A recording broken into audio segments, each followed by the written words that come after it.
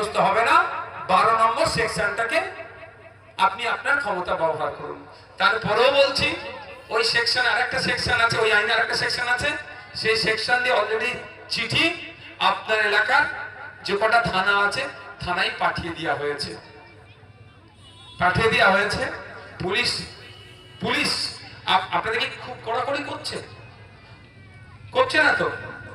নিয়মের মধ্যে আপনারাও থাকবেন, পুলিশও কিছু আপনাকে ডিস্টার্ব করবে না, এটা আমি বলে যাচ্ছি। আর সব কথা মাইকে বলা সম্ভব নয় ভাই, সম্ভব নয়। আমি তারপরে আবারও বলছি, আইনের ঊর্ধ্বে কেউ নয়। এবার আমি একটু আপনাদের বলে যাই, আমি এই এখন এই ডামাডোল চলছে, ভেবেছিলাম পরে বলবো, কিন্তু এখনো বলে যাচ্ছি, আমি আগামী দিনে কোর্টে যাচ্ছি।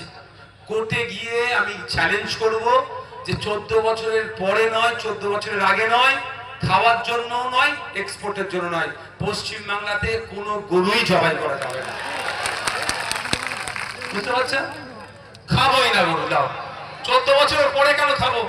14 বছরের আগে খাওয়া যাবে না, পরে কাজ নেই তো টোটালটাই আর খাওয়া যাবে না।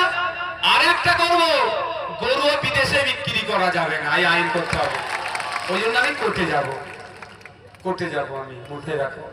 কারণ আমরা ইলেকট্রাল বন্ড মানে এই রাজনৈতিক দলগুলোকে বড় বড় কোম্পানিরা টাকা দিয়ে সহযোগিতা করে। আমার পাশে যে বামপন্থীরা আছেন, এদেরা ইলেকট্রাল বন্ডটাও শূন্য, 1 টাকা এরা নেয়নি কর্পোরেটদের কাছে। কিন্তু বিজেপির ইলেকট্রাল বন্ড সব থেকে বেশি পেয়েছে। তার মধ্যে যারা আবার বিদেশে গরুকে জবাই করে বিক্রি করে, ওদের গরু যাই প্যাকেট হয়ে যায়, মানে হালাল লিখতে হয়। আল কাবির নাম দিয়েছে, কোম্পানির মালিক উত্তরপ্রদেশে একজন ব্রাহ্মণ, হিন্দু ব্রাহ্মণ।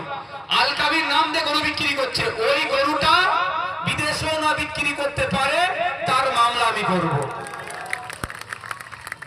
আর এক সমাজের হেভি অংশের মুসলমান আজকে তারা প্রতিজ্ঞাবদ্ধ হয়েছে, এবারে টোটাল গরুই জবাই করব না।